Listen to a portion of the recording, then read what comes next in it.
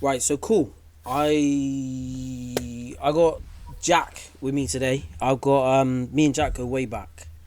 8 years back. I just want to before I get talking to Jack, I want to just set the scene for anyone that hasn't listened. So basically, I set up this podcast originally. To be honest, it was purely to do with leadership. I was studying leadership. I'm going to be doing my PhD in leadership, and I just looking at everything to do with it, and then it's just kind of evolved into this because I'm putting it all onto YouTube and then putting podcast out. But one of the first people, I swear to fuck, one of the first people that I thought of when I thought about leadership and keeps coming back to me because I've been doing it in university in the last year. I swear to God, Jack, it was you.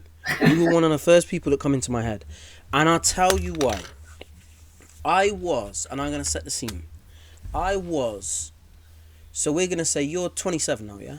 Yeah, I'm 27 now. Yeah. Yeah. So I was, we'd say 8 years ago. So Yeah. I'm 39 now. I was 31, and I finished football when I was 28. So I'd moved back from Brazil. I'd been living back in England for 3 years, and I put on a lot of weight. And I just thought, I wouldn't mind a kick about. I was getting the itch, and it was a local team, and I can't remember why I picked that team. And I thought, oh, I know why, because I was moving closer to the area. So I thought, I'll have a look at them.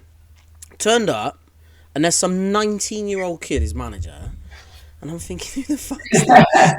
There's some random 19-year-old kid, and I swear to God, like I said, 8 years ago, and you've stuck in my head since.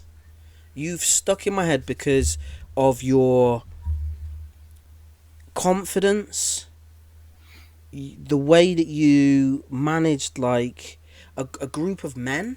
So we're talking like I said, I was 31 at the time, and you were like 19, and you had like a big group of men, and you just had this thing about you, and I've always wondered like what it was, what was different about you, and you've always been different to me. I've played under a lot of managers in my life, and obviously when you get older things are a bit different. Yeah.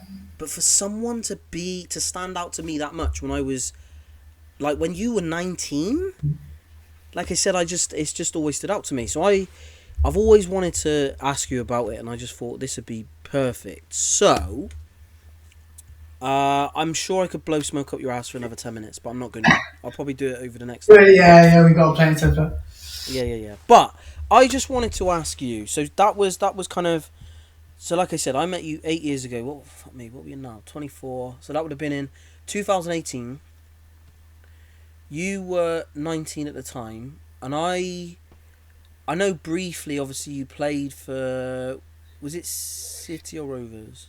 Well, yeah, I played in development centres, trials at City when I was really young.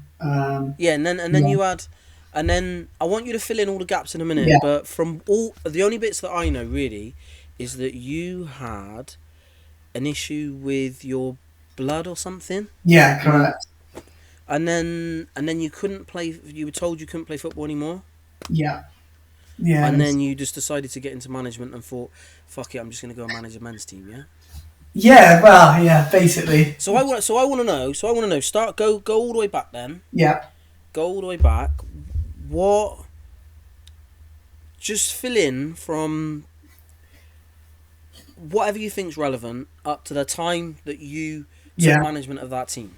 So just because I've never heard this story, so I want to hear it. Yeah. So probably what's relevant. Probably when I was in year six, the last year of primary school. How old are you then? Like 11, 12, I think. Yeah, Um, 12 in year 7. Yeah. yeah. So I was I was decent for my age at football. Um, Probably one of the best of my year, and yeah, and then go up to senior school, and then everything changes when you go to senior school because you're the little fish again, aren't you? And going back into a bigger pond than that, and then probably in year eight was when I got ill, and probably year eight, nine, 10, I probably did half of the year each year where I was in hospital and had to be at home and things like that. What actually was Um, it? Say again, mate. Sorry. What actually was it? What was the So illness? it's called like autoimmune some anemia type thing. It was something to do with like my blood cells. And the long short of it was I was yellow constantly. I was jaundice all the time. It wasn't all the And alcohol, was it? no, I've been a bit early, wasn't it? Well, growing up in Bristol, you never know.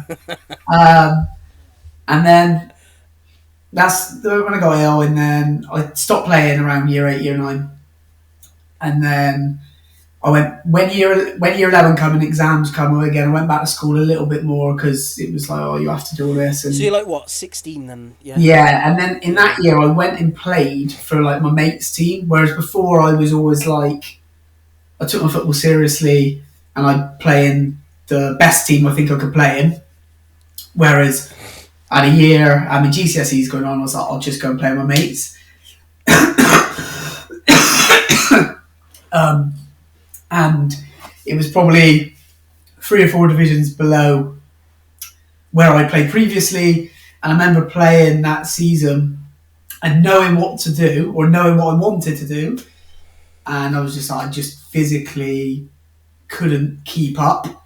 Um, and the end of the season came and I decided to go to Bristol City and do like a coaching college. And I remember one of my mates said, oh, we're going to carry on this team. Do you want to play? And I was like, look, I'm no use to anyone. Like, I wasn't very good then and lost anything that I thought was all right about me as a player. I said, but I want to coach a team. So I'm going to look to coach a kids team, basically. I'll come back to you if there's any free gaps, I'll come. And then he rang me the next night and said, oh, well, my dad wants to be the manager of the team, but he ain't got someone to assist him. So instead of coaching this kids team, why don't you come be my dad's assistant? And I said, well, actually, yeah, I know everyone. It makes sense. I've been to school with you all. Go on then, we'll give it a go. And we did under 18s that season. Um, But they're all your mates, yeah? they're all my mates. And I remember we were terrible. And I want to make it clear, I was terrible as well. They were terrible and I was terrible as well. Looking back at some things I did. I think that was me being like really, in those years where I didn't play football, I watched so much football.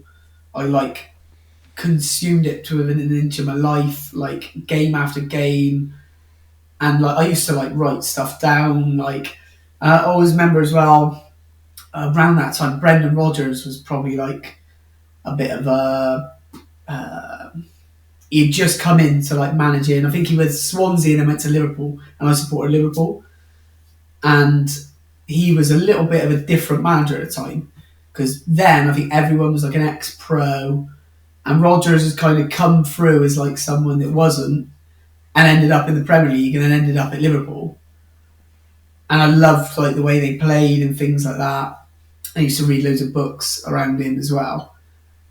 And then I did a year as the 18s and we did, after Christmas, did really well. I kind of found my feet what I was doing. They understood me and it went really well. And at the end of the season, the dad who was helping me, he had some health problems and he said, I'm not doing it anymore. Basically, the job's yours type thing to be the manager. And I was like, brilliant. And then in my head, for some reason, that wasn't enough for whatever reason. Because we played on a Sunday, and in my head, I was like, we should have a Saturday team. So a lot happened, and basically, this club we were at split in half. Half went one way, and half stayed at the club. And we were with the half that went. So we formed a new club. And as we were the oldest age group, we become the first team. So I was 17, 18 at this point. And I remember being part of like council meetings about pitches, about leases on grounds, and I'm like thinking, I ain't got a clue. I just want to coach them on a Saturday type thing. And long story short, we end up going in that season. We weren't very good, but it was our first experience of men's football. Got to the end of the season, and we ended up having probably about 35 people in and around our circle who love playing for us on a Saturday and a Sunday, and we go out on a Saturday night. Some would play on a Sunday still, and then we do it again every week. Season after we got promoted, we were, yeah, probably I'd still say it's like my biggest achievement, even if it was in not a very high league. We started a season not very good, and then we won 15 games in a row, and we got promoted. And we won to get promoted. We scored like a last minute goal. It's like the ideal way to win something, if that makes sense. And then this is where Kings were coming to it, because I got promoted and we were still in like Bristol in District 3 or 4. So in terms of like the pyramid, like nothing. And again, it's like that, oh brilliant, but then like for me it's always like what's next? And then the Kingswood job was available, and I applied for it and I thought I'm never going to get it, but I'll apply and go and have a chat, be a good experience. This team I'm at were playing in a park, and I got an interview. And like you know what I said, like Kingswood is a nice enough like little place, but it's not like unbelievable. I remember going for the interview. There's like a little stand, a couple of dugouts, and I was like, "This is worlds away from the park I'm in." And even though it was like 45 minutes, an hour away from Bristol, I was like, "Yeah, I'm going to go there. I'm going to go manage in the county league." Which again, in terms of like the pyramid in like area, like the county league to what step 7 non-league, we were probably playing in like step 17, 16. So it was like a massive jump. Um, and then I did a season, and then I met you the following pre-season. So that's how I got to Kingswood in the first place. Anyway, I got a million questions from that. yeah. So do you know what? After saying it, so have I. I tell you, I tell you what I want to know. Yeah, is going back. Something that was on my mind when you were saying it is, Yeah, when you said you had that anemia problem or whatever it was. Did the yeah. doctor say to you you cannot play, or did you just weren't well enough to play, and then you Just had to like it's a good you question, just really. you I mean, you just kind I, of like yeah. lost your ability over the years because you weren't playing. Play. Yeah, I think to be honest, at the time I got it, again, I was playing for a decent club. I was at 2 development centres. I was playing football 5 out of 7 days a week, and I think probably looking back now, probably didn't help. Like in terms of me getting it, I think I was doing too much, and that's what I got, and that's why I ended up leaving. That's why I ended up So getting ill. I think if I remember correctly, it was like a because the anemia I had, it obviously led on to have like ME and things like that. My days used to have to be like structured because of like the fatigue I'd get. So if they split it into like this, it sounds silly now. It'd be like red, amber, and green time. So like your red times when you're asleep. Your amber time is where you're doing something that was like moderately going to make you tired,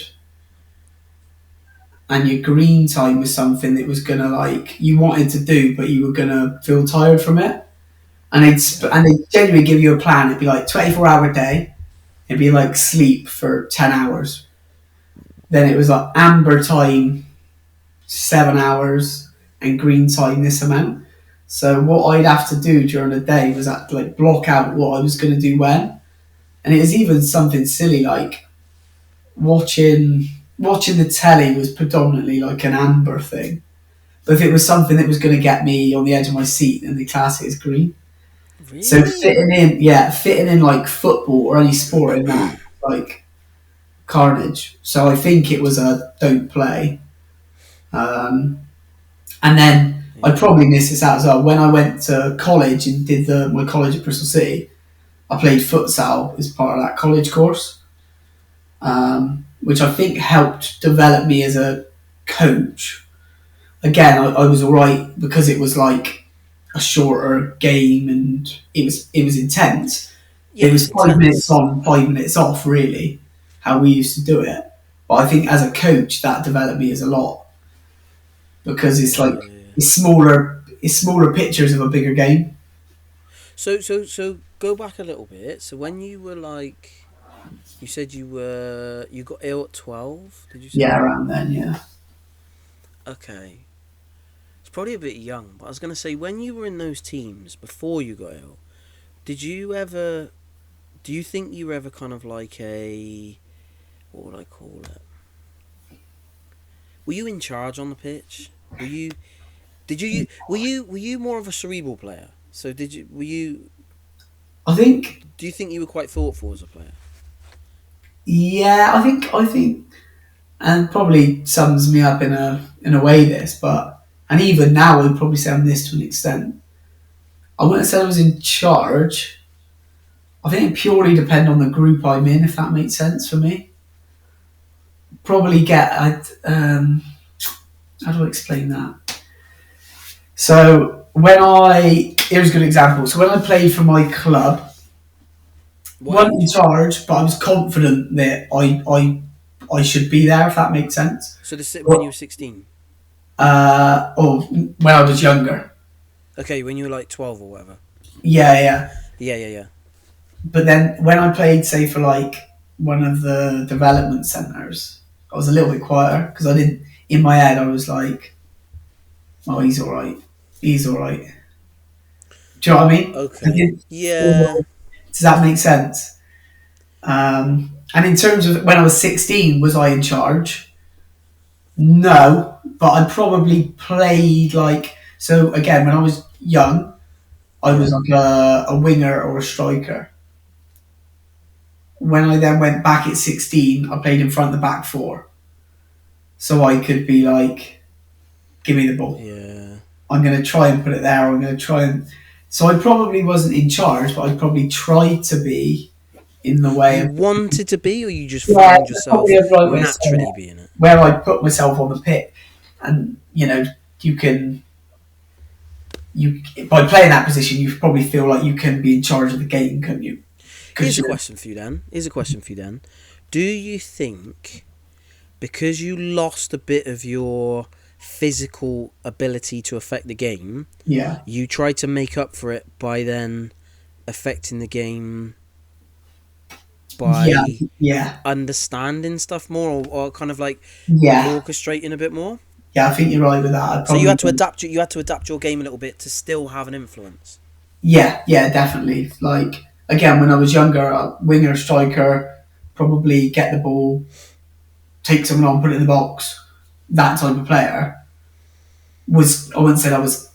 I wouldn't say I was rapid, but I was quick. Yeah. And then I've gone from like probably not having a yard of pace in me, sat in front of a back four, trying to spray Yeah. balls all over the pit. Like, do you know what I mean? Yeah.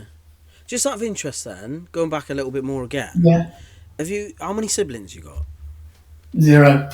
None at all. No, well, Oh, that none. explains a Like, lot. That explains yeah, so yeah, much. yeah, none that yeah, yeah, none that are with me, if that makes sense. And you grew up with? Was it just your mum? You So I grew grew up up with with mum and stepdad. your stepdad. How Yeah. old were you when you got your stepdad? Oh, yeah, probably. Well, my dad. I think my dad went when I was like what even one. So like stepdad was there from three, From day four. from. Okay, cool. So yeah, Do you think he had much of an influence on your football? not at all, not at Not all. at all. And do you know what? That's not. And I'd say this to him. Back then, my granddad was probably the one that would watch me more, and I always remember my granddad would Okay, shout cool. at me on the side, and I get really like, oh, what's he shouting at me?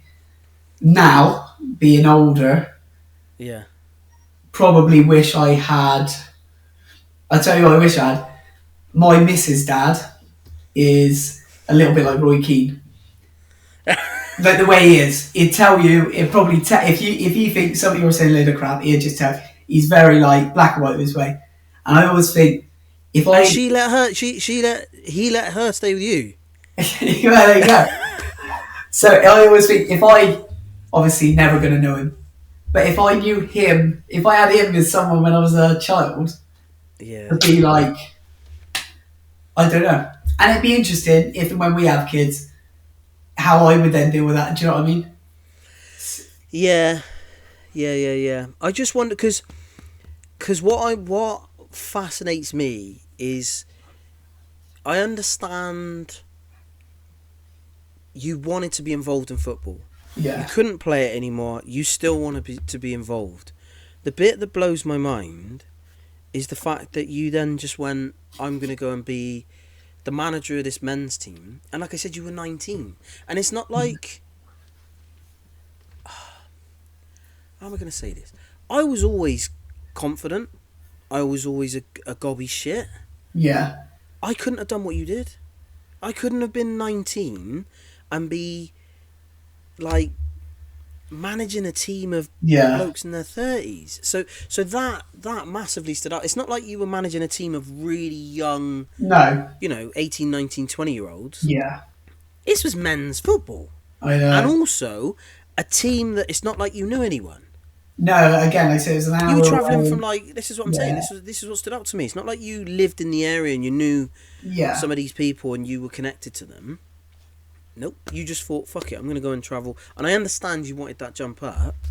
It's just a bit nuts. So something else I wanted to ask you was, looking back now, did you have any doubts about managing that team? Did you? And I'm not on about now. Yeah. What, fuck me. How do I word it? Back then, Yeah. did you have any doubts, or did you just go, fuck it, this is what I want? Yeah, no doubt. So like you said, it was just fuck it, that's what I want. No doubts whatsoever. No, now, yeah. And that's no, like, So slight on looking back, anyone. but Like, looking back now, do you think yeah. you should have had doubts? Yeah, Christ. Massive doubt. Like, and that wasn't just, like, not within me, like, when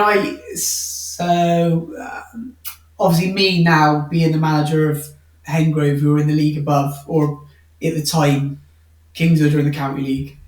The team I manage now is the league above. I'm very particular now, probably about like say a job come up in that league. I'd really have a look at it before I would go. Oh, I think I'll have a look at that. Like, it took me a while to go. Yeah, I'm going to go into Hengrove. It took me a month probably of chatting with the bloke there to go. I'm going to do it. Then it was like, You say that. yeah, You say that.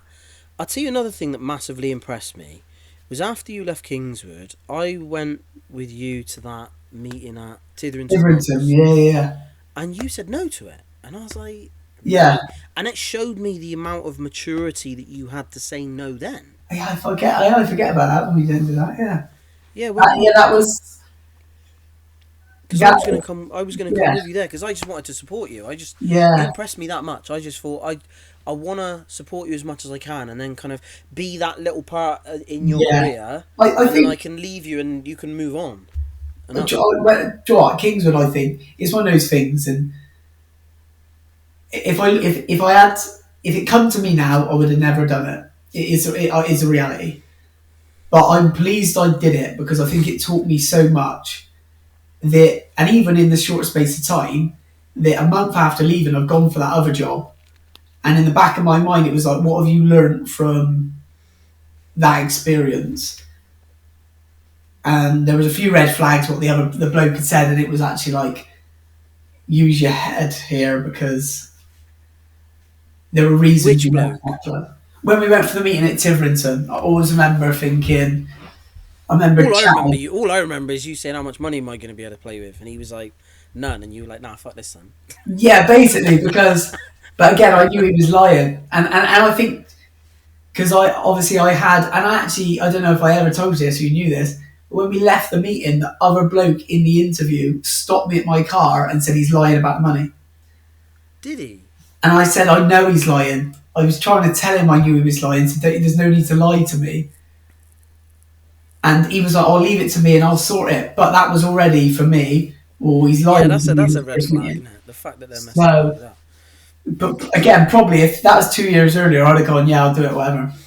But having that experience at Kingswood of, it was tough to get players there and anyone that come play for me there. Yeah, it's in the middle of nowhere. I only talked to two of them now, but I massively appreciate that because it was far out, wasn't great.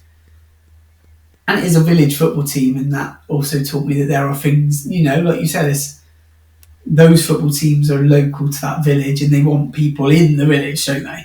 Because that's where the money's coming from in the bar after and things like that, which is completely right how you run it. I'm an outsider, bringing more outsiders in, it wasn't ever, I don't think, gonna really be a roaring success. Yeah, I agree. There's only so far you can take a small team like that. But right, going back then, just go back a little bit. Something that jumped out to me in that was you said you learnt stuff. Yeah, My question is, what did you learn?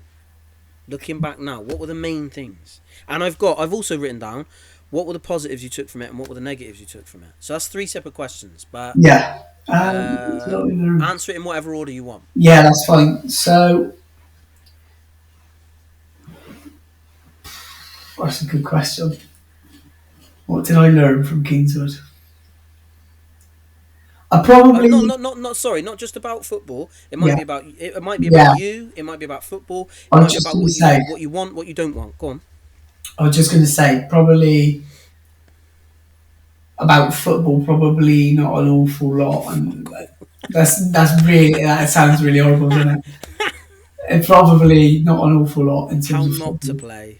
The big thing, probably actually talking about football, was uh, the the reality is, now ruthless this sounds. At any league, at any level, it's all about what players you bring in. If the players aren't up to it, I'm not going to affect that in a week. In like a 1 week, one training session a week. Does that make sense? So I think your players have to be up to a level. And I think again, recruitment was hard because of where we were. It was around. He didn't get recruitment right at all. Um, Probably in the summer, when you come, I tried to go for like some bigger names and put them down from the league above. Whereas I probably should have gone get the smaller names and pull them up, if that makes sense. Yeah. In terms of like about life and being like a person, I met like loads I probably have met some of the nicest and best people I've probably met in football at Kingswood. In like Alan Eldridge, unbelievable person. Nath Crute, still talk to him now. Nick Bishop, brilliant blokes. And probably Bo Adam was a really good example of like he just loved that club at the time and would be there forever. And I got on really well with him. And probably discuss this later. How did I manage a men's football team? With a lot of his help, I think, because I got him on my side very early. I did notice that. I did I notice that. identified that he was the leader, probably was the heartbeat of the club, the most passionate bloke at the club. If me and him are close and on the same page and fighting for the same thing, then I've probably gained a bit of trust around me through that. If he's pointing at me, going, he knows what he's doing, you're going to get people that follow him. Do you Um, know what? On that, thinking back, something on that is I had a weird relationship at that club yeah, because I'd finished the last club I played at was in it's a professional team in Brazil. right. So I'd not played Yeah, since then. yeah, Yeah, I'd not played since then, and I didn't know what the hell to expect from me.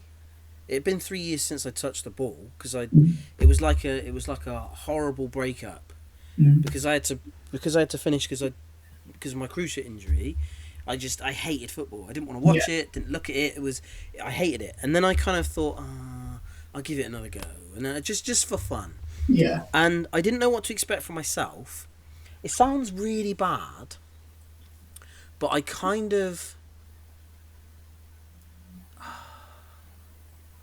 I think I probably looked down on players that I shouldn't have looked down on, maybe. And like you said, there was a very kind of a community feel there. yeah, And even though I was incredibly unfit, it used to piss me off sometimes that people couldn't. They were making stupid mistakes. yeah, And I think because of probably some of the things I said to people which I shouldn't have. If I was going there for fun, I should have just let people make stupid mistakes and fuck about. And then I think because of some of the stuff I said, I got excluded by certain people. who were in that sort of Yeah. clique. And then I think what was weird for me was I got on really well with you, Yeah. but you had to go with that clique to manage the team. Yeah. So I remember there was what because they kept like I kept getting I don't know just I kept getting pushed away quite a lot. And I remember I came to one game with you where you said to me like do the warm up, Yeah. and I remember they were just like I've never done a warm up like that in my life. What the Yeah. fuck was this? And I just thought, well, I don't know what you lot normally do, Yeah. but this is like what I'd normally do. It gets your muscles. You should be getting a sweat on, not just Yeah. Yeah. banging balls about. And I think for me, it was very, very, very difficult, dynamic wise, to fit in with you Yeah. and them. I don't know. It's difficult, but It's, I could tell that you were yeah. trapped in a really difficult place. It's so the break. The obviously I ended up leaving. I think around the September time, so not about a month into the season that year. The club ended up folding the reserves, which I told them to do in the summer, um, because I didn't think we'd have enough players to fill both teams. We, when I spoke about Adam Eldridge, so the season before you come in, he was the captain of the first team. I can't remember faces to any of these names, by the way. Old bloke with the egg on his head. I haven't a clue. But go on. So he was a captain of the first team. Like I said, got him on side, brilliant relationship with him. Ended up staying in the league, which we probably were expected to do. And you know what we did that season was an achievement in itself with the players we had and the transition and things like that. When in the summer, because there was no one to do the reserves, he then had to be the reserve manager. So it meant that I lost him as a player and I lost him as a person in my corner. And then I then had to go and get an assistant, which I got it wrong. Me and the guy at the time just had different ideas on things that happens. But he was good friends with Adam. And then it just ended up me, the first team, Adam in the reserves, and a couple of people around that. It was I just. remember now. And then There I were a lot of remember players them that there taking were a lot of some. players that wanted to go and play for him. Yeah, so you I had remember you had the now. local boys that were then like, well, I'm his mate type thing, which is fine. And then there was a situation I think where they took you to a reserve game and they didn't bring you on in a pre-season friendly. And I remember you I I moaning to me, and I I and tell you. Go I on. moaned to them saying, "It's a friendly. What are you doing?" But then, because of who it was and the dynamic, it was 3v1, and I was the one. And Because I remember going back. So I remember they had they for that reserve game. I remember you said to me, "Go to reserve," and I was like, "Yeah, cool, whatever." It yeah, was next to where I was living, so I wasn't yeah, like good. And I remember I turned up, and there were about 5 or 6 players I'd never seen before. Not been to any training sessions, nothing. They turned up, and then they were all starting, and I was like, okay. yeah, And they were all like, well, yeah, fuck training, we're just here for games. And I was like, okay, cool. And then it was like 5 minutes from the end, and I'm thinking, this is a fucking piss take. yeah. So then, and I remember, I never forget. I'm not gonna I say know, it. I know who you're on about. I know who you're on about. I remember that this is what happened. Yeah, they put me. Bear in mind, I always said I'm playing in the middle. I'm not Yeah, playing on the sides. I'm not fit enough. I can't do it. And they said to me, yeah, you go and play left wing. And I was like, fuck's sake.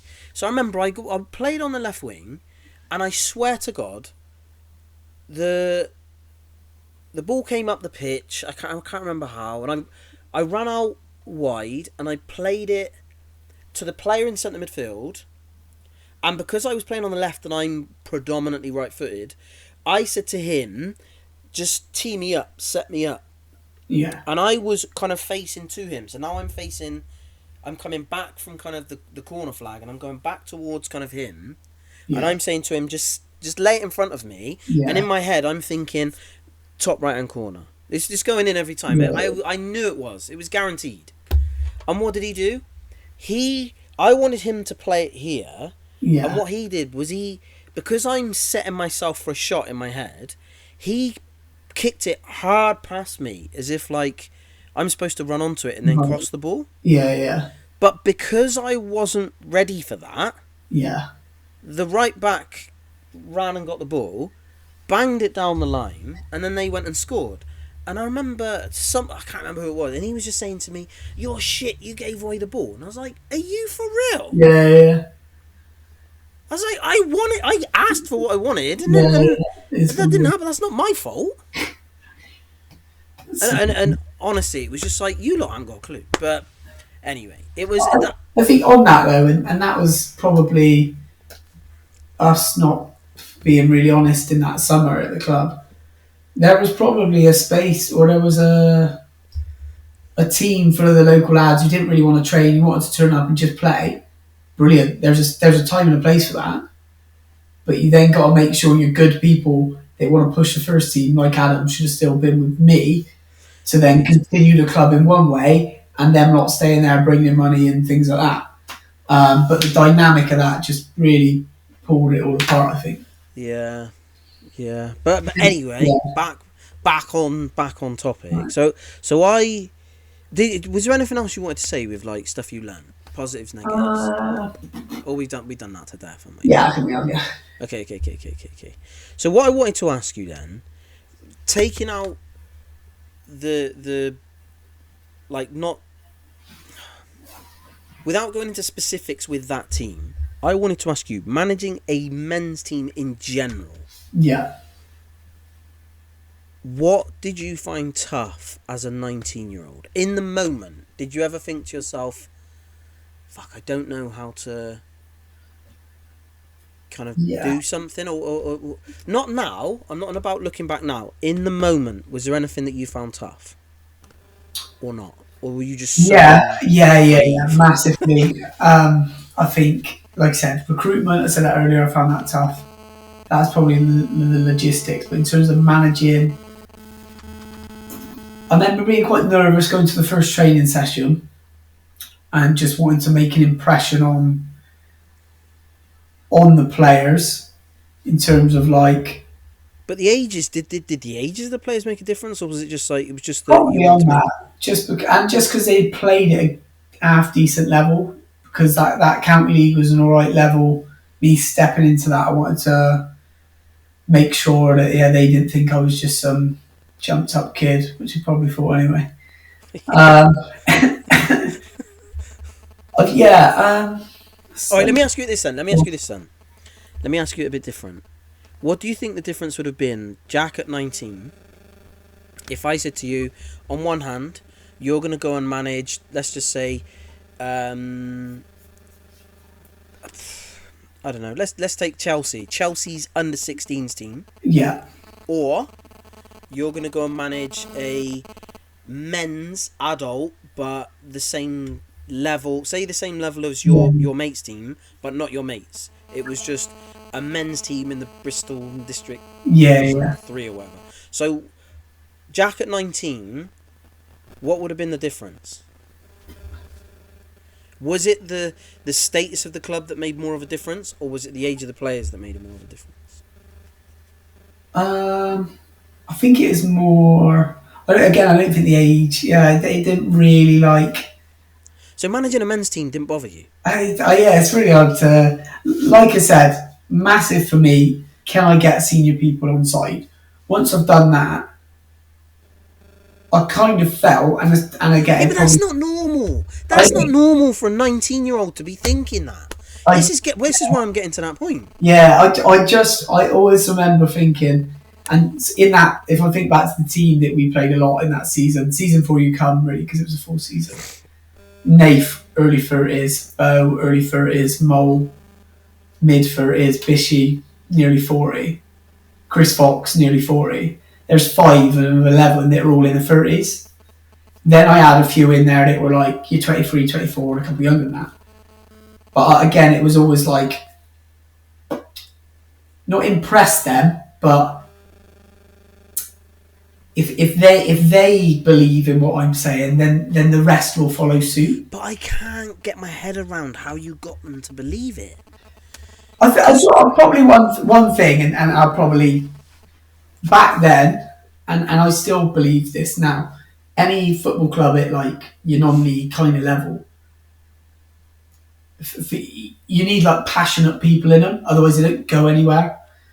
And because I went in really passionate, singing and dancing, want to do this, I think that is again a massive thing because they see me as like I want to take us forward. I want to do this, and as an older person, I wasn't just there like I went there to some people were like some people go to that level of football to be social and get on it with their mates after the game. I was there for the football and I wanted to make it better. Probably at the stage of where they were in football in their life, I think it suited, if that makes sense. So your passion to win, your enthusiasm for the game. Probably, yeah. But and that's probably one thing I learned. Like winning. How do I say this? But winning is like now for me. Like winning is like not the be all and end all, but it's close to it. In terms of like on a Saturday, I'll do anything to win. It'd be a rubbish game of football, but as long as we win, I couldn't care. Back then, I probably should have a little bit more of that. Here's a question then. You at 27 now, Mm. I imagine have less enthusiasm and puppy dog energy than you did Yeah. then, and it's more of a business now. It's more of a. You're probably more like every other manager, where you've been doing it a long time. You're more mature. You're kind of like, I'm here to get results and blah blah blah blah blah. Whereas back then, you were just high on life. You Yeah. loved the fact you were there. I do think I think you're right. I think that was part of it. But I just find that whole dynamic of 19-year-old kid no one knew goes into a team where everyone knows each other. There's five, like you said, five of them are in their mid-30s, and you've managed to win them over. Yeah. And they respect you, not just kind of like Yeah, they humour you. that's probably, again, me being a bit old now, one of the biggest things I take out of football is probably the relationships I have with people after. And out of the five I mentioned, I still talk to Bishy every now and again. Nath texted me yesterday. I talk to Bo probably once a year, but a really good relationship with him. Evo, the chairman that gave me the job at the time, I haven't really spoke to him last couple of years, but a really good relationship. And that's what I tend to take away after him, which was a nice thing for me. Ultimately, at the end, things broke down. But, and again, not being horrible here, but the people that actually meant something to me, that went with me, my relationship with them is a respectful one, and they respect me more after it, if that makes sense. Yeah. And like you said about now, I probably wouldn't have said I've lost my, because I'm still young for a manager, is a reality, and that's the thing for me now. Back then, I was really really young. Even now, like when I go to football on Saturday, people, the youngest one in our league probably 32, 33, something like that. So I'm still 6 years younger, but I feel like because of the age when I started doing it, I feel like I'm a little bit older than I am, if that makes sense. I agree, because I think you now, if you were to go into a new team, I can imagine you kind of turning up, and there's no deer in headlights moment. It is just kind of like, right, this is what I know I need to set up. This is what I know I need to do. This is and I know it's different from if you're managing like a top level team. You've got to worry about everything. I mean, it's way more involved. But I can imagine at the level you're at. So is it tool station? Yeah. So I can imagine you can just like walk into a tool station club and you know what you got to do. And that's the biggest thing I think for me. Like I went Kingswood, then I went to Rockleys, and then went to Telephones for 3 years in the tool station. And in those 3 years, loved it, like friends for life off the back of it and things like that. But was still very much in the headlights and panicked at times. Then went into the year at Cribs and learned. I can't believe how much I learned there. And then when I got into Hengrove at Christmas in a relegation battle, and I think the thing that won, not won the player, but the thing that we ended up having some good results was how calm I was. There was no moment when I went in and went, we could go down there. It got a bit jittery. Like you say, it was very much, we're going to do this in training, we're going to do this on the Saturday, and eventually things will happen. Just keep doing the same things, and yeah, which happened in the Did end. you said when you were younger you were playing football 5 days a week and you were just obsessed with it, and when you were ill you were watching it every day. Yeah, Would you say you're still as in love with it as you were then? yeah. Really? Honestly, yeah,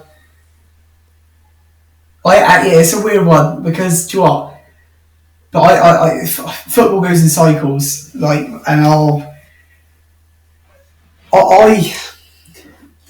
I don't like. How do I say this without being like? I don't like modern football, if that makes sense. I So hate modern I football. watch loads of it. I watch loads of it. Like tonight, I think Olympiacos Fiorentina's on in the Conference League final. I'll watch that later. I'll watch anything. Like I watched like all three playoff. I watch absolutely any football. I cannot stand modern day football and the like obsession with like playing out from the back and the obsession with copying like Man City. Like I can't stand any of it. Football, or again, and maybe this is where I've watched a lot of it at different levels, and I think why are you all bothering with that? But it winds me up like on Sky Sports News for the next 2 weeks now. All it's going to be is about England. Who's going to play in the England team? Who's going to play in the England team? And then you get people on there that here's Tim Sherwood's England 11, and he set it up in Man City's formation. Yeah. And I think you played the game. You managed in the Premier League. International football, Gareth Southgate been the England manager for how many years? He's never set an England up like that. And it winds me up again, the obsession with like just copying what's it, like Man City are at the top. And just copying that. Do you know what? What you're saying there about how you don't like modern football. I'll tell you. So my relationship with football now is very different to yours because I was when I was like 14, 15. I remember I played at an under 18s team when I was 14, and I was the loads of people heard about the young Brazilian 14-year-old playing at an under 18s team. And don't get me wrong, I remember that everyone was. I was fast for 14, Mm. but they were all fast and Yeah. strong because this is like a decent semi-pro team. And I remember I got loads of letters through from loads of like top professional teams. Annoyingly, neither of the two Bristol teams. They were like it was Chelsea, Newcastle, Liverpool, Everton, all these top teams. But my mum said no, you got to stay in school, and which pissed me off.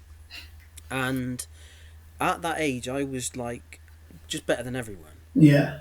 And then I trained so hard, night and day, all the time. All I wanted to do was train. And then I remember when I got to 17, I got a girlfriend, and I switched off of football.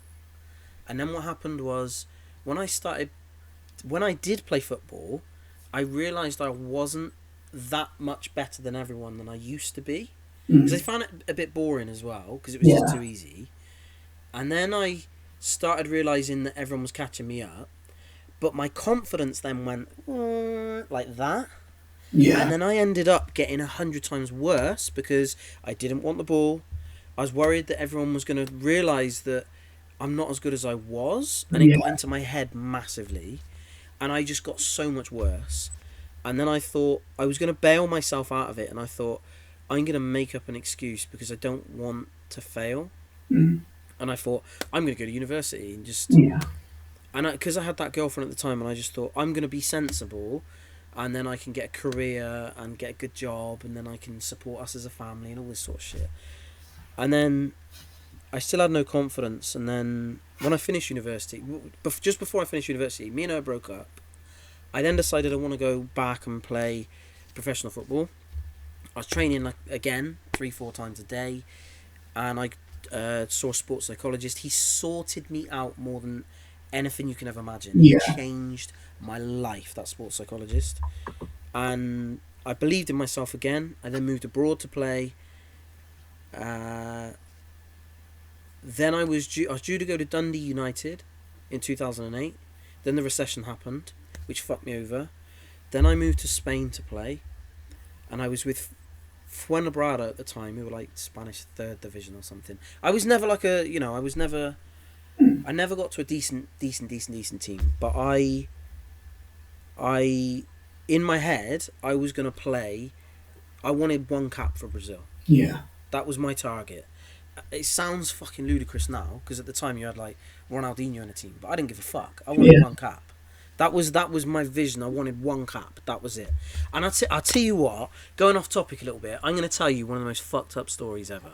It's one of the most embarrassing stories I've got. You know when someone says, tell me the most embarrassing thing about yourself? I'll tell you, it's one of the most, like, genuinely, I had the shittest football career ever anyway. But I'll tell you one of the most embarrassing stories I've got about me, and I fucking hate it. But I'm going to tell you and fucking everyone anyway. But so I'm in Spain. I'm living in Madrid at the time, and I had an agent at the time, and I was at Fuenlabrada, and I was playing at Fuenlabrada, and at the time he had my agent had a contact with, I'm trying to remember his name, Caminero, and Caminero used to be a big Spanish player who at the time was president of Valladolid, and the talk was, we're going to try and get you to Valladolid. And I was like, wicked. They were kind of like, they were always top of the Spanish championship, equivalent bottom of the Primera. And I thought, wicked, that's cool for me. I didn't care about money, I didn't care about anything, I just wanted to play. Yeah. I was desperate to play. And I remember, I think it was Manuccio who was at United. He was there at the time. I went to watch a training session. I went to meet them, and I watched the training session, and Manuccio was there, and he was fucking shite. He couldn't kick the ball to save his life. He was fast as fuck, but he was crap. So I thought, oh, wicked, I'm going to dominate. And I was so confident. And they said, we're going on a tour of Scotland, I think it was, and they said, do pre-season. So the agent said to me, do pre-season, go to, I might be butchering some of this story, but I think it was San Sebastián de los Reyes, so SS Reyes, who were like a maybe third or fourth division team or something, in Madrid as well. And I was like, cool. Just as I started training there, to me, I'm like, I'm going to Valladolid. Yeah. I'm going to Valladolid. And then he said to me, I've arranged a meeting at Atletico Madrid. And I was like, boom, I'm getting my cap. In my head, I'm getting my cap. Yeah. So I remember we went to a meeting at Atletico Madrid, and for me, there's no doubt. You know, like you were saying, no, there was no doubt with you. Yeah. There was no doubt with me. This was it. I'm done. I'm in. Yeah. And I remember I went into this meeting and I sat down. There were two people sat behind two or three. I want to say it was two. Two people sat behind a desk. Bear in mind, I'd had a few meetings at different teams. I went and met someone at Rayo Vallecano, I think it is. Yeah. And he was a knob, that manager. I don't know who he is. But anyway, he was really rude. But anyway, so I met these two at Atletico Madrid. And I remember, because they didn't speak English, and the agent was translating for me. I can't remember his name now. Anyway, he was translating for me, and he said, they've said that you can, because in Spain, you're allowed like a 24-man squad or something. Right. And he was saying, look, they're happy, and you're not allowed any more than that. So when you've got like Real Madrid B, the B team players, it's like its own separate team. Yeah, they can't go out of it. Yeah, so he was saying to me, they will have you at the team, and kind of basically as part of like their squad set up, Yeah. and I was like, okay, cool. I was like, but I'm playing, and they were like, no, no, no, no, no, you're not gonna play. And I was like, no, no, no, I don't think you understand. I was Yeah. like, I'm gonna play for Brazil. I'm gonna play. You remember in Cool Run-Ins when he was like, I'm Sanka Yeah. Coffee. I will drive. It was a bit like Yeah. that. I was Yeah. like, I am playing, and I played as a forward player at the time, and Right. they were like, no, seriously, you're not gonna play. And I was like, well, fuck it then, I'm off. And they said, if you don't want to do this. And I was like, no, fuck you all. If I'm not playing, I'm not going. And I remember the agent saying to me, like, what are you doing? If you go here for 6 months, you're Yeah. set for life, because you'll be able to just go anywhere. And I was like, no, if I'm not playing, I'm not fucking having it. All right. And they said to me, you're never going to get in the team. And I was like, yes I am, yes I am. Who do you think was in the team at the time? Bear in mind, one of them was completely unknown at the time to me, and I was just some overconfident twat. Who was up front for Atletico Madrid in 2010? Torres. Who knows, but This is how embarrassing it is. That today I'm like, yeah, I play. Fuck you, I'm playing. Diego Forlan and Sergio Aguero. Such a prick, you know. So when I look back now, it's so embarrassing. It's so embarrassing that I was just like, I am going to play. But at the same time, if you put me on the pitch against anyone, yeah. in my head, the bigger the person. If you'd have put me on the pitch against someone like, I don't know, say Virgil van Dijk, Yeah. Yeah. and everyone says he's strong and he's fast, I'm thinking, I am going to make you look stupid on national TV. Yeah. Yeah. I'm going to be the one to do that. And Yeah. I probably wouldn't. He'd elbow me in the face and fucking dominate me. But that's not the point. Yeah. Yeah. All game, I would be like, I'm going to make you look stupid. Yeah. No, I know what you mean. But you have to have that mindset. But Yeah, completely. anyway, that's just my really embarrassing story. I wanted to share. It's bad, isn't it? But you had similar careers in the end, I guess. You and Aguero. But what I was going to say to you is, within a couple of weeks of that, I did my cruise shirt. Yeah. And then everyone just washed their hands of me. Like, Yeah. everyone. I didn't have a contract with anyone, and everyone just went, fuck you. And my knee was never the same after that. And I then went to Brazil to try and salvage a career, which just didn't happen. And I just couldn't do the same anymore. No. And I, weirdly the opposite to you, I hated, and when I say hated, I mean I fucking hated football. It was like I'd been cheated on by the love of my life. Yeah. Yeah. I dedicated so much of my time to the game, and I'd got absolutely fuck all back from it. I had nothing to show for it. I'd spent all my money on rehab. Yeah. And I fucking hated it. I absolutely hated it. So for those 3 years before I met you, I didn't watch it. I didn't watch one game. I Yeah. fucking hated it. And then I slowly thought, yeah. And now I'll watch a bit, but it's weird that you've got that passion still, because in my head it's weird that you got cheated out of being able to play the same as I kind of did Yeah. through illness and injury, but you've got that love for the game, and I feel robbed. Do you know what I mean? I feel that all that time and effort I put in, and it's that bad that if my son said to me, I want to play football, I'd be a little bit like, why? Yeah. Yeah. Where It's bad because I'd never want to do that, but I just feel like, No, I know what you mean. nah. And like, yeah, like I said, But I love the fact you still got that.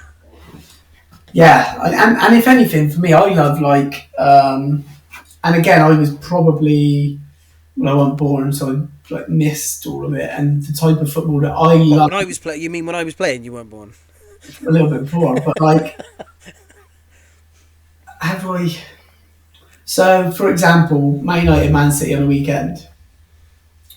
I'll watch that, and I come away from that as a Liverpool fan to hate Man United. And I was like, how good Man United? And I'll talk to my granddad, who has a completely different perception. He's like, what are you on about? Crap, they just sat in there, got peppered. I was like, yeah, but how well did they defend? how hard were they to break down? How their chances come from them nicking it and going, and like I'd much rather watch that type of football than watch Man City pass on the death for. Do you know what I mean? And like I started watching the Treble documentary because it's come out recently, hasn't it? I think it's called like 99 The or one on something. Netflix. Yeah, or I Prime. started. I And like started watching that. again, Yeah, Prime. Yeah, yeah, yeah, yeah, yeah. like football's so different back then. Like, and but that's the type of football I like more direct football. I like quite simple, like your 4-4-2s, you like yeah your banks and people trying to break you down. But I think at the minute that's outdated for now. Give it 10 years, it'd be the new thing that everyone wants to do again. And I think Do you know football, what? Do you know? I agree with you in the cycles, but do you know yeah, something that I think is dead and gone, and it's part of the reason as well that I kind of a bit bored of football is 20 years ago, like when I was playing, or some of my idols, yeah, they were, I suppose you call like, because they weren't blessed with natural athleticism, they had to make up for it by being just absolute fucking gods on the ball. So yeah, you would look at people like Dennis Bergkamp, even someone like Matt Letizia. He's so forgotten about, yeah, but yeah, Matt Letizia as a player was unreal. And when I was younger and I would watch Match of the Day, I'd be allowed to stay up late on a yeah, yeah, Saturday night, and I'd watch Matt Letizia, and I just think, wow, he's yeah, amazing. And someone like Paul Gascoigne, people like that. But back in the day, I remember going to training sessions and to trials and stuff, and you get abused. People would just be like, you'd have some gobby old school coach stood on the side saying, if you don't want to fucking run, fuck off. And you think, yeah, alright, I better run. yeah, yeah, Whereas today, if you do that to young kids today, yeah, you get some letter sent in and then you'd be gone. yeah, So I feel that that character building's gone. So which is why I believe you've got a lot of players like, my opinion now, people like Rashford, people like Sancho, a lot of those players who don't have the mental fortitude to compete under pressure would be yeah, yeah, my take on it, because they've never had that sort of like bollocking at a young age. yeah, So no, no, you no. need that pressure to create those Yeah, diamonds, and I yeah, feel yeah. like that pressure isn't there when they're kids. No, And the other thing I would say is, I remember years ago, Teddy Sheringham said he doubted his son would ever have a career because he said all the players that are coming through now are mixed race and black, and they're just faster and stronger, and that was all that was going to get through. And this was even 10, 15 years ago. And right, what I would say now is in those academies, so when I was younger, in those academies, like I said, you get a lot of people. I remember you had all the kids whose dads were mates with the managers, and they all looked the part. They all had the same yeah, hair, the David Beckham boots, and all this sort of stuff, and the R9, the silver yeah, R9 boots, and yeah, whatever. But because they were all like, they would all get the opportunity, but then they would crumble, and then you'd end up with a real mix of players. And what you would have is, if you looked at, like you were saying about just take for example the Manchester United team of old. mm, If you took Gary Neville and you took, just say, Dennis Irwin, and you said those two players are your fullbacks, and then up front you've got say York and Cole, whoever yeah, it was at the time. If you swap them around and you played Cole at right back and York at left back, and you played Irwin and Gary Neville up front, your team would be a fucking shambles. yeah, Whereas today, if you took, say, Trent Alexander-Arnold and, I don't know, say Luke Shaw, who yeah, yeah, fuck or whatever, and you put them up front, and then you took, say, from the England team, Saka and Rashford, and you put them at fullback, they do a decent job because they're all now athletes, yeah, yeah, and definitely. because they've got that athleticism, and because they've all got that, they're all basically the same player. You can't, like on the old FIFA cards, on Yeah, the FIFA yeah, on the FIFA things, you've got like this person's pace. yeah, yeah, Bergkamp Bergkamp, you'd have like pace 3, technical 99. And you'd Yeah, think, oh, that's Bergkamp. Today, I feel like everyone is so similar yeah, and they're all overtrained that you've no, lost those individuals, and the players that, like Berbatov, yeah, managed to make it because he had to compensate for his lack of speed. yeah, You're yeah. never going to get those players anymore. No, exactly. So I feel like now you've got a team of robots versus a team of robots, Yeah, and like you're saying, the tactics are going to beat the tactics yeah, because the players are all almost as good as each other. Gone are the days of Brazil is just full of a team of individuals and then they just smash Peru, yeah. because the Peru team are very organised and they're all half decent now. But I think that's the thing. Like Anyone can beat anyone every back in every the day. team, every team, most things like you said are organised and half decent. Like what I said about England earlier on, people think England are just going to put 11 players on the pitch, 6 half attacking players, and then they'll beat everyone else because we're England. It don't happen. Um, and everyone is like half right, and yeah, and the way the academy system is now, every player is technical. So you've got But players, they're all the same though. yeah, and that's academies are only trying to get one, aren't they? Is a reality. So But they're all, you don't get those individuals anymore, I don't think. You don't get no, no, and that's coached out of people. But massively. that's like, You're never going to get. But to me, having those absolute lunatic characters. So, like back in the day, you had like your Paolo Di Canios, yeah, your Eric Cantonas. They were people that I loved to watch yeah, yeah, because you never knew what was going to happen. They'd get the ball and you'd be like, what are they going to do? yeah, Like Ronaldinho would get the ball and he'd do something unbelievable. yeah, And then when Neymar was really young, he'd get the ball and you'd think, what's he going to do? Now, he's coached into playing the safe pass. yeah, exactly. And a lot of these South American players, when I played in Brazil, what I noticed was when you're at a training session, what they do for a warm up is they'd have a cone at one end and a cone at the other end, and it'd be 1v1. And all you got to do is have a laugh and try and outskill each other, nutmeg Yeah, each other, and that's it. That's all you're doing. yeah, And the close control of everyone there is amazing. But when it came to actually playing a game, when you got an easy pass on, I'd be screaming for a pass, yeah. and then they'd go and like try and beat the defender to, and you think, what are you What doing? And they'd yeah, lose the ball. But the one time they did something amazing, everyone would be yeah, screaming exactly. over it. And it's in the media. Neymar was at Santos when I was in Brazil, and he would, they'd lose. Santos would lose the game. Yeah, Neymar would do one of his like rainbow flicks over the head. and He yeah, wouldn't score. Yeah, and he would be on every single media channel as yeah, look at this rainbow flip. And that's what they celebrated, was not the win, not the yeah, goal, but the skill. yeah, So the culture has a massive thing as well. yeah, massively, massively that. And I think, yeah, like you said earlier about running, like about running, that's a massive thing for me now. Like, and that's one of the first things I did when I went in at Christmas at Engrove.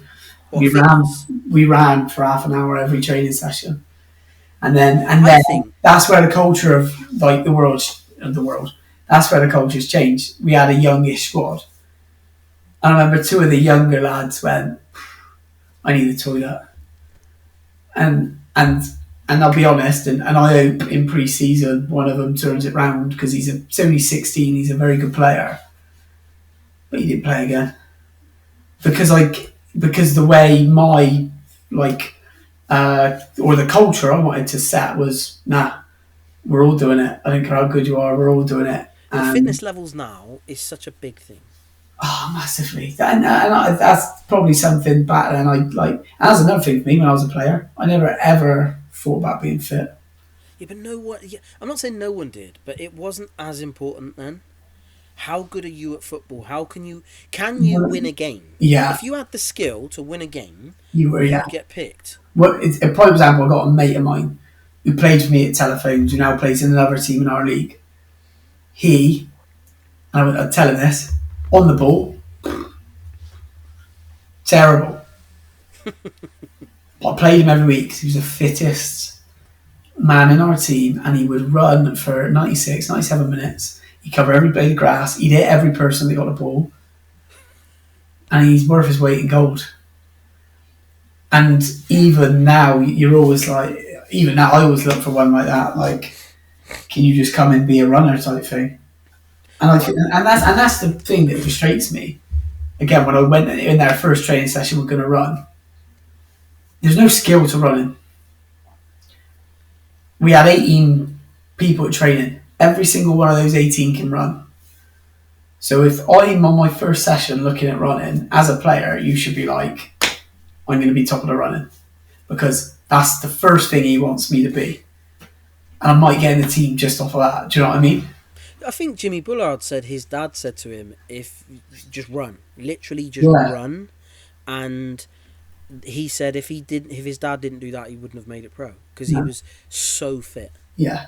And I remember when I was probably about 16, there was a player who played in our team all the time, and it used to bug me because he was so shit. And I Yeah. used to tell him all the time where to stand, but he was a boxer, and he was the fittest in the team. I Yeah. remember we did like bleep test, and I think I got like 13, he got like 18, Yeah. and and he was just he could just run, and because he could run, all they would say to him is just get goal side and just stand there, and he would just But be yeah. everywhere. And then when he got the ball, everyone would just be like, just play the most simple pass ever, Yeah. and he'd give it away half the time, but then he'd always win it back, And I also think and he'd like, run out of position. But then the manager would just be like, "Don't worry about him. You lot have got to cover him." yeah, yeah, yeah. But I also think like, and there was a time like I said, where I've come in, we've done a bit of running, got a couple of results, and then I think they thought I'd ease up on it. And then I remember one training session, I just went really hard on it again. We ran and we did press ups and sit ups and all kinds of crap. But I think it also gives you that like that togetherness a little bit because in the way we did it, we were like running in pairs and stuff. So you're watching each other suffer a little bit, and you're pulling you together. And I think that again, working in an academy, and I get it because they're kids. You're not going to run kids, but the mentality and culture and everything that comes off the back of that gives you loads. Um, and Do you go on? go on, because I was going to say back at Kingswood again, wasn't that keen on not that keen on running. You need to do it, but you wouldn't have come away and gone, "Oh, his training session was hard tonight." You'd have probably gone, "Well, I had the ball for an hour." I remember we did the bleep test. I was overweight, Yeah, and I got like 9.5 and something. I remember you came up to me and you were like, "I didn't think you were going to get that." Fair play. I was like, so, "Fuck you."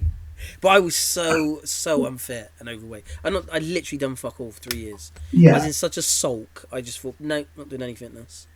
Just gonna eat myself to death. So yeah, it was. Yeah, that was horrible, to be honest. but yeah. Anyway, one more. Tell you something else I wanted to ask you just on that. yeah, So we kind of covered a little bit about how you'd assert your authority at a new club. Yeah. My question to you then is, Gareth Southgate fucking fails. I think England are going to win this Euros. I really do. But Gareth Southgate fails somehow. And they go, right, we need some new blood. Jack, you're in. right, Jack's now in, England manager. Obviously, you're going to have a little bit of squeaky bumhole for a bit. You're yeah, going to think, fuck, what am I going to tell these players? yeah, And bear in mind, I'm very aware that there's a lot of coaches that are just like, we can't really teach them that much when they get to that level. yeah, yeah. But my question to you then would be, not so much in football wise, but more as a manager. How are you, from everything you've learned from 18 up to what you are now, 17 or to what you are now, how are you going to get the respect and have the authority as the manager of the England team? Yeah, I mean, it's the first part of your question. I love Southgate, so I never want him to leave England anyway. I mean, look, it's probably similar type to when I was back then. And do you know what, actually, similar, and probably sums me up. I'm quite approachable. I'm a very personable. Is that a word? Personable, yeah. I like to have a good relationship with each player, if that makes sense. You're more of a Klopp than a Ferguson. Yeah, 100%. I like to, but yeah, definitely. And I like to, like I said, each of the players I'll manage now, we'll have probably a one-to-one chat with them once every couple of weeks, like whether it be over text or something. Just I like to be like that, and I'd probably be exactly the same as that, and try and be an is a nice personal word. Again, talk to people, and I think on Southgate, being really honest, when he took the England job, these players have all got bigger names, probably like louder, more or figures with more authority at their clubs. But in England, he seems to have made that a place where people can come, be themselves, and express themselves, and has done it well. And it would probably be the same as me. Like other managers in my league are big, they bellow, they shout, and that's how they get respect. I'm never ever going to be big, tall. I can try and shout, but it's not going to be as loud as other people just because of how I am and the size and things like that. So my way of managing people at any level is to talk. I think there's a big difference between managing through respect and managing through fear. So I don't think they get respect by shouting. I Yes, think I know what you mean. I think I there's think people respect their authority, but they don't respect them. you're probably right on that. I think you're right on that.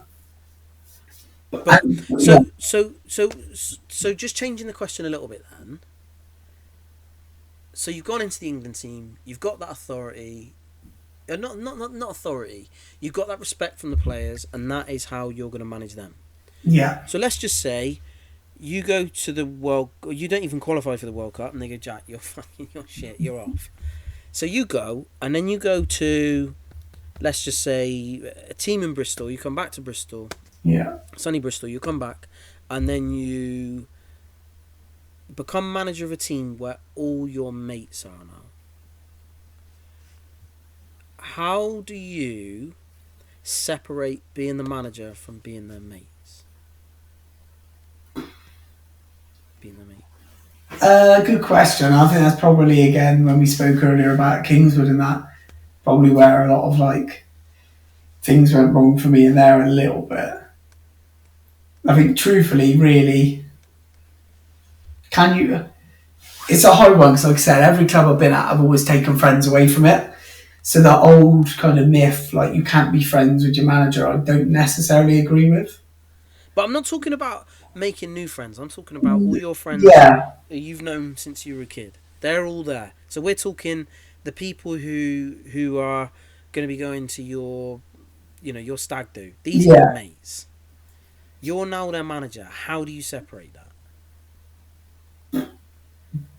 I guess, and a conversation to say, well, but like this. So, But for what would you do? example, Well, how are you going to run the day, the so Saturday? my best man at my wedding, I signed in for Hengrave around Christmas when I went in there.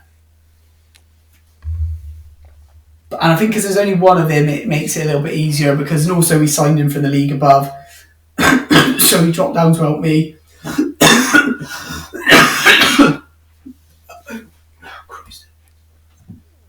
Sorry. Don't worry. It's contagious. But yeah. Um, yeah, because he was signed from the league above. Um, it's a tough question. Like I said, again, going back to what I said, open, honest conversation. This is where we're at. This is what I expect of you. This is what you get from me. Whatever happens, away from that. So do you show him favouritism, or do you think you're harder on him, or do you think you give him like special treatment because he came from the league above, or Again, I'd probably like, because of who he was, he got a lot of respect in the changing room when he arrived.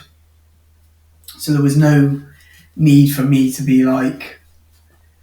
The first game I probably felt a little bit like, if he has a bad game here, do people look at me and go, but the fact he come in, played well, and made a massive difference for us, takes that away from me. And ultimately, like, he's been my best friend for years.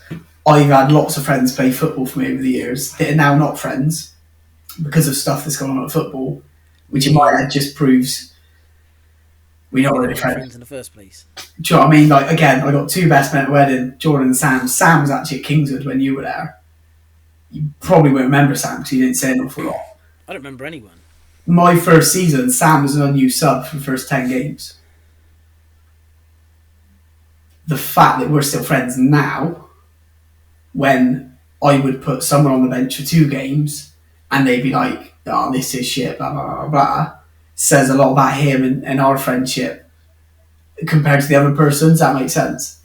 Yeah, but I'm just trying, because the thing is, you're a very, imagine when you're in manager mode, you're a very mature 27-year-old, and you're talking with your mates, but then it must be weird for them. It must be like you're a completely Yeah. different person. That then like you're pissing about with them. I don't know, playing FIFA or something. And Yeah. you're Jack again. It must be weird for them, like that I also change, think that's or are they probably used to like it? my the way I've managed teams to how I am as a person is quite similar. And I'm quite, like I said to you earlier, what do I get out of football now? Probably more like the relationships you take away from it, the friends you make, and then probably the journey you go on and what goes on that journey. For example, player rang me today. We're going back training in 2 weeks' time. He rang me and said, "Oh, a team in the league above have asked me to go training with them." When I was at Kingswood, I'd have probably been, "You don't want to do that." Being honest, now, good luck, mate. Go and have a crack at it. Like, you know, train with us at the same And time. if not, And you if have not, you can't come back here. yeah, and if not, I was like, and if not, you know where I am, and all the best to you. Like, I want, and maybe that's where I've matured a bit. As much as I'd love to go and manage higher, I also want the people around me to go and do it. So I'm, again, but that's probably me as a person. I'm just as happy for him that he's getting the chance to go and play back at that level. Yeah. Whereas, and maybe that's where some managers might be different compared to a person, whereas a manager might be, well, no, blah, blah, blah. Whereas again, for me, approachable, personable, I see it on his level. Actually, yeah, go on, go and have a crack at it, see how it goes, type thing, and go from there. Because ultimately, at the end of the day, if in 3 years' time, 4 years' time, I get a job in the league above, and I want someone, then I know that I've not burnt the bridge of him. And that, oh, actually, I know you've played in that league for 3 years. Yeah, we had that 6 months here. Yeah, do you fancy coming? Like, do you know what I mean? Yeah, which again is way too mature for 27. Yeah. What? So, all right then. Who's the boss out of you and your missus? Not me. Yeah, I thought you were going to say that. Yeah, definitely not me. So, would you say that all the stuff the way you are as a football manager, you could... What you said a minute ago is that's kind of you as a person. Do you think that is... Football has shaped your personality, or do you think football has shaped the character that you portray at football? No, I'd say more football shaped my personality, I think. So who you are is... Because I think Kingswood, I was a 19-year-old. Me and my missus been together a year. You're still trying to work out who you are in life, really, aren't you? To where I am now, and the experiences I've had in football, and the circle of friends I now look, talk about my stag do. I'm going on my stag do in 3 weeks' time. Half a family, probably 5 of them are friends from work, and then the rest are friends I made through football that I didn't know before, and that. So I think it's kind of shaped my personality in a way of yeah. So this personality then you could transfer into, like, you could use it if you went and became a manager at, I don't know, a Yeah, and restaurant or something. I think it's something I'd love to do in my career, and like be a manager in my job as well. And like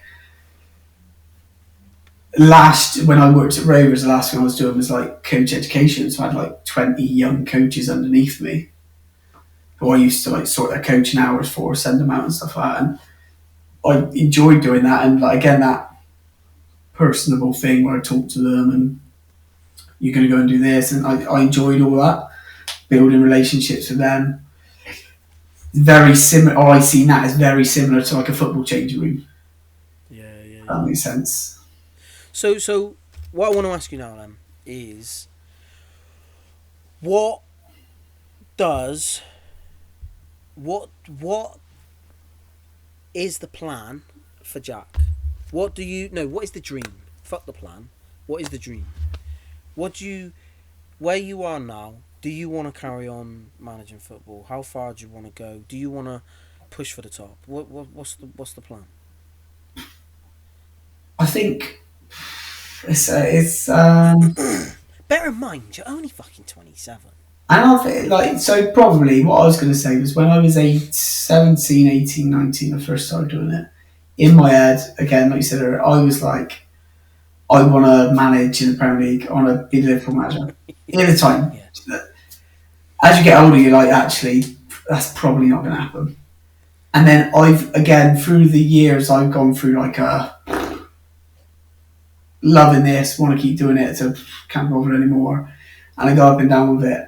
I've probably found like a middle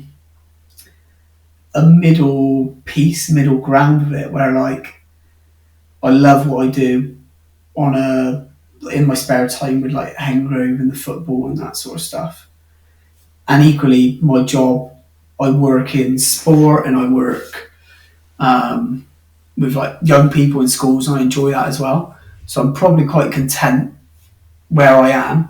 I'd love to keep going and keep going and keep going. Like the when I was at Cribs a manager, I learned off of there. As I said to you earlier, I learned so much off him. He's just kind of got the Taunton Town job, which is a massive job, and eventually would love to go and manage at that level. The reality is, I'm not ready to do that, and I'm looking forward to the next 3, 4, 5 seasons, maybe becoming ready to do that if that makes sense. And How I are you think gonna do that? that's where I'm probably at in terms of like I'm enjoying building relationships with new people and watching them and experiencing different things as we go. Whereas back at Kingswood, I was probably more like I want to do a year here and then I want to go to the next league. So what do you think you can? What's your plan to be ready for that level in 5 years then?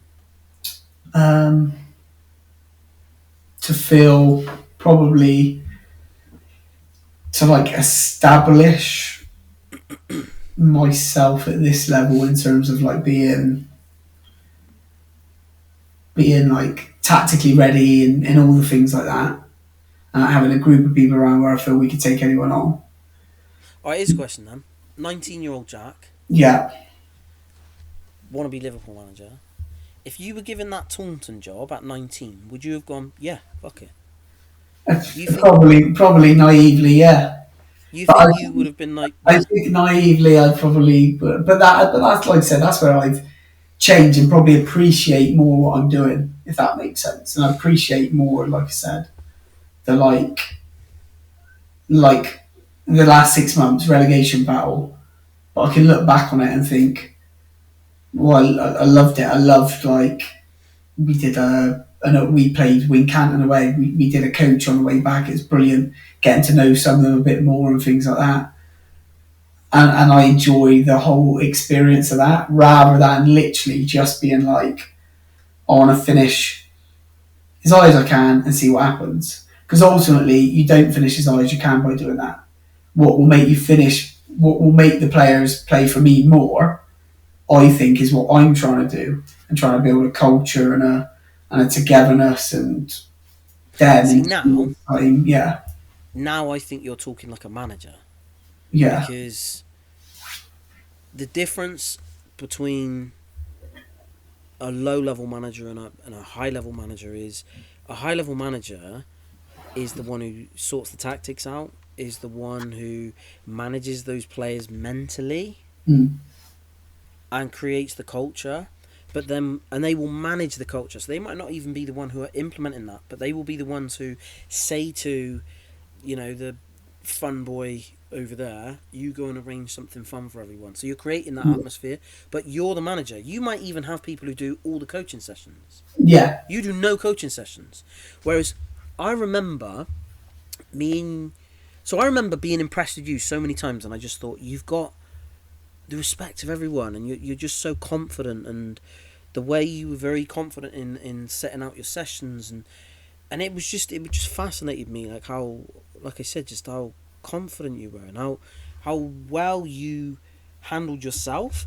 But I remember when I came to that, there was a game that I was the one that it was that same game that I did the warm up, and I remember yeah, I was stood on the side with you, and I remember you saying to me after the game, you were like, it was like being at a FA coaching session. You said all the things that I was pointing out, and that was when the first time I properly realised that you were a better manager than you were a coach.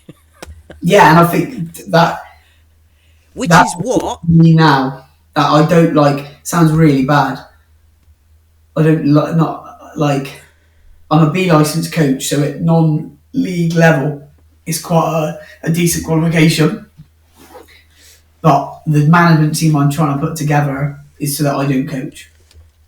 But I this is where I was so I could this is why I could see you going so far. I met so many kids at 19, 20, 21. Even myself, when I was that age, I loved to coach yeah, because I was a player. mm, So I was able to take a player and say, this is what you do as an individual. yeah, But what you had was the collective. And that is another thing that stood out to me. You weren't bringing individuals on, you were creating a team and managing the team and managing the tactics. That's what stood out to me massively. yeah. And I think I get that from you now as well. And I think that's like again going back to Kingswood, where I didn't really have a management team around me, where I did the coaching as well. I think I spoke too much, whereas now and hopefully this season, I want two coaches around me and me. And look, I can put a session on if I want to, and I know it'll be decent for that. And like that's not, but I don't want to do it as much as I have done in the past. Like I said, But then your job is, but then your job is, look, for example, we're not winning enough headers at set pieces. So you say to your coaches, like, you go and take this half and you go and yeah, get them fucking winning those headers in set pieces, and you go and teach them like how to fucking pass a ball straight or yeah, whatever. And, and then you're just orchestrating what's happening.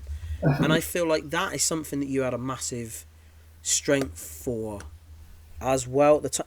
No, I don't think you saw it at the time, but No, I definitely yeah, noticed it. I definitely noticed that you were a better manager than you were a coach. yeah, and I'd agree with that. I do agree with that. But then yeah, and then I think again saying it earlier, like going doing again similar thing for me at telephones. I ended up having a coach me for last year, which I loved, and he did everything basically, and I come and did the tactics at the end. It worked really well. When I went to Cribs and I went as a coach and I put sessions on, and then I watched the manager manage everything you just said. Then that's when I said I learned so much of him. Seeing that more was like, well, actually, I want to do what you're doing. Mm. And yeah, that's and I said I spoke to you earlier about the running and things like that, training and the culture and all of that is embedded into that and things that I'd love to do and But you have got that energy, though. You definitely have got the energy of a manager and not a coach. And yeah. that's something that, like I said, I think you've always had that. Mm. You've always had that. I'll tell you a little story about. So this would have been. I done my cruciate ligament 2010. and I was out for 18 months. I want to say it was around maybe sometime in 2011. I was still trying to recover from my knee injury, and I was living in Swindon, and I went to do some training sessions at Swindon Supermarine. And I remember the dude was saying to me, where do you play? And I didn't want to play. I didn't want to play out wide because the positions were very different to in Spain, like the formation. Yeah, So I yeah. said to him, look, I'll play anywhere in the middle, kind of like midfield-ish to forward, but I'll play in the middle. And I remember they set up this drill, and it was the most complicated bullshit drill I've ever seen in my life. So bear in mind, I thought, when I got there, like, I think the goalkeeper was on, like, all the steroids. Everyone was just fucking hench. Yeah, Like, yeah. massive. And I was just a fucking short ass, and I was still a bit of a whippet then. And I remember the ball came to me, someone just barged me in the back, and I went fucking flying, and they were all like, get up! And I thought, how is that not a foul? He just Yeah, yeah. smashed me in the back. So they were a solid group of athletes. But I remember, and this is the complete opposite to you, very professional kind of setup, and they all thought they were professional players. But I remember they had this training session. So imagine this screen here. So the goal's up here, yeah? Yeah. Midfielders are starting down here. And what they did was the coach was stood here. He passed the ball to this player. So I was one of these two, and these two all kept rotating. And what they did was they passed the ball to him. He passed it to him. He passed it to him. He switched it to a player who was stood there. Right. And then there was a player here that ran around him. He passed it. This player passed it down the line, and this player running around him had to cross it first time to us two that were now running in. And it was fucking Yeah. insane because it was just like, what the fuck is going on? Here. He's overlapping here. And I remember I ran in the box about 5-6 times because bear in mind there's probably say 8 of us out here. So every 4 goes you're running in. Yeah. And I would do, so all I'm getting is, so say I'm this one, all I'm getting is that, and now I'm running in the box. Yeah. Obviously you got time you run, Yeah. and then they got, I want to say they had 3 defenders. So they were imagining that there was someone going out wide. So there were like 3 defenders, so you'd have 2 centre-backs and a full-back here if the cross was coming from this side. And I remember we'd be running in, and the ball, they crossed the ball, and it would be like behind you, it would be way over your head. And I was just like, and I remember I said to the manager, it was like, I didn't want to sound really arrogant, but I Yeah. was just like, look, this is a really kind of like way overcomplicated passing drill. Don't you think it would make more sense to get everyone else doing something else, and these wingers teaching them how to cross? Yeah. And I remember he said to me, well, you think you can fucking cross? Go and cross then. I swear to God, I did about 3 crosses, and every single one was perfect. Because that was something I was pretty decent at. Yeah. Yeah. So, and they were all on, so as the players running in, it was going to here, not here. Yeah. It was here. And I would look up, and I noticed none of them would look up. They'd run and just fucking hit it. And I'm like, what are you doing? So he wasn't a manager. He'd come up with all these complicated things, but he had no idea how to manage the team. And he was like, oh, I can't remember who it is, but he's probably like in his 50s. But the point is, he was a coach. You are a manager, and that is what I believe. I believe there's a big difference, and most people can't see the difference. And that is why I asked you where you want to go, how far you want to go. Yeah. And I think you should kind of, I'm not saying push as far as you can, but I genuinely believe with what the personality you've got, I think you could do really, really well at conference level, at League 2, League 1. I genuinely do. Because if you've got the coaching staff, cool. But creating that culture is something you've got, and a lot of managers don't. Even Ten Hag. Yeah. I think Ten Hag, the problem he's got is you've got, and I understand there's a lot of politics involved at that level, but you've got, for me, a lot of stroppy players. You got your Rashford. I'd be like, look, I know you were here from when you were a kid, but like you said about the running earlier, If you do not want to run for this team, you're not playing. The end. Now, I know back in the day, you remember the France 98 final? You probably weren't even fucking born then. The France 98 final. And... Or But yeah, the France 98 final when Ronaldo had to play because supposedly Nike said he had to play. yeah, okay, yeah, He had a fit or some bollocks, I don't know. But I understand that United will probably say Rashford has to play. He's on all our posters and all this sort of bollocks. But at the same time, I believe that you've got that thing where you can create that culture. And I think you've got what a lot of people don't have. And it's a personality thing. And I've always said a lot of the managers that I've played under are, like you said, fucking knobheads. Or they're faking it. mm, And everyone can tell they're faking it. yeah, There's cracks. There's always cracks. But I believe who you are as a person is your greatest strength. In my opinion. And that's why yeah, I think people should give you more of a chance. And I agree with you. There's no point in rushing it. mm, You're only, 27. And I think maybe what would be good for you is if you could get an opportunity at a much higher level to be an assistant or something yeah. like that. And I think, I like I really said, do. Huh? I think for me, going to learn off someone at the time was a league above, now two leagues above for a couple of years. I learned loads and yeah, really opened my eyes. And he was brilliant. I couldn't speak highly enough of him. And equally, like I know you said at the start, but about blowing smoke up my ass, but I noticed I was I doing that for the last appreciate 5 minutes, but all the words you said, and equally that goes with my anyone who plays for me, and it's a reality. I've managed probably 5 or 6 teams.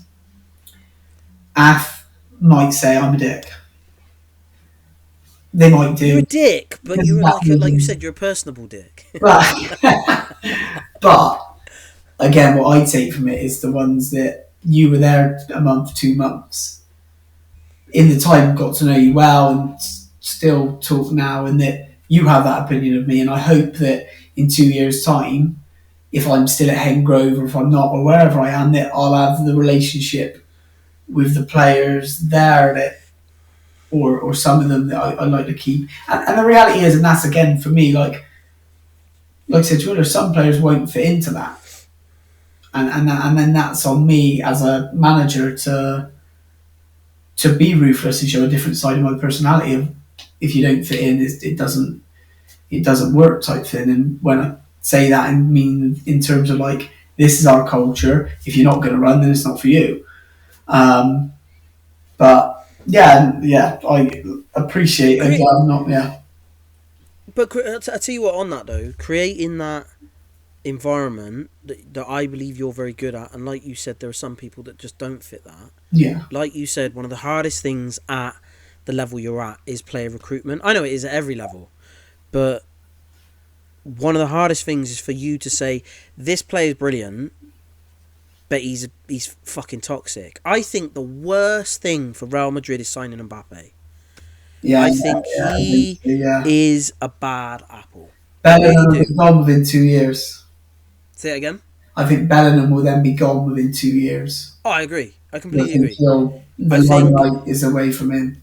I agree. I don't think Bellingham's like that, but I just don't think Bellingham will like the toxic environment because Yeah, Mbappe's got a thing about yeah, I am bigger than the team, and yeah. Alex Ferguson. The second he got a sniff of that, you're gone. I think the Man City game in the Champions League for them. Again, when I spoke about the type of football I like, that was very similar to United City on the weekend. Real Madrid went away to the Etihad and effectively shut up shop and made it really hard for them. And that's also, they got a history in Europe at being hard to beat and things like that, but they won't have that with Mbappe in their team. Mbappe's No, on the halfway line and defend away at Man City for 90 minutes, is he? I kind of I feel that I don't know if you've learnt this yet. I don't know if you've learnt this yet. I think you have, but what I would say is the balance, and it's a very hard thing. I think to know the balance between having a good player and having that team Yeah, environment. yeah, And I know a lot of managers won't see this. You know when you play, like, say you play Football Manager. I know everyone plays Football Yeah, Manager. yeah, When you're playing Football Manager and you kind of go, oh well, he's a wonder kid, and he's a wonder kid, and he's a wonder kid, and you yeah, look at their personality and it just says prick, yeah, yeah, arrogant, and you kind of you think, oh yeah, but he's amazing. yeah. You kind of, I think, in the real world, you got to be able to see past That, the ability they've got, yeah, definitely. and I again, like I said, I love the fact that you can see that already. I think you spoke about Klopp earlier, like that Liverpool team. No, don't. You're not just about to say you taught Klopp everything he knows, yeah. But like probably out of the Liverpool team, Salah's probably on the border. You'd probably say. He, And I think if Klopp was doing another year, Salah would be going. I think Salah is at the point. Do you remember when David Beckham left Manchester United, and everyone was like, "What?" Kind of. Right, yeah, Because how can you sell David Beckham? yeah. And I think it is because, and I love it now that I look back on it. I love the fact that Ferguson would always say, "No one is bigger than Yeah, Manchester United. No one is bigger than this team." And as soon as you start becoming a distraction, you're gone. And I think now the problem you've got is every single one of those players has external distractions. yeah. They've all got Instagram. They've all got deals with some Yeah, exactly. brand or whatever. And I feel that having those players now is a massive problem for most teams. I talked about something not long ago where I said if I was, because Manchester United fascinates me. It fascinates me how fucked they are for such a big team, and I Yeah, feel that it's such an interesting like thing with Manchester United. And what I would say is, and I imagine they're probably not allowed, and there's a load of restrictions and whatever. But what I would probably do is get rid of a lot of those. You got kind of the Sancho, Rashford sort of personality. I'd get shot of them. Martial, get shot of him. I would even get rid of Bruno Fernandes. He's a brilliant player, but for me, he's too petulant. He's not a great example. I get yeah, rid of him. I get rid of Casemiro. I get rid of all of these kind of. Imagine it like a bar where yeah, you start in the middle at naught, and you've got a player that either brings to that culture, like say for example, what's his name, Martinez, the yeah, defender, centre defender. So say Martinez is a +10 because yeah, he's got such an amazing aura, yeah, and then you might say someone like Luke Shaw is a +3 or whatever. yeah, yeah, I would say for me, Fernandez is like he's a massive positive, but he's also a massive negative. And I would say get rid of all those negatives and bring in players that, for me, I would build the culture. Then I would sprinkle in the talent. Because Garnacho is going to get affected by that. by people like Rashford. And he will end up, he's not at the moment, but he will end up, like Hoyland, he will end up becoming just a petulant, arrogant prick because he's surrounded by it.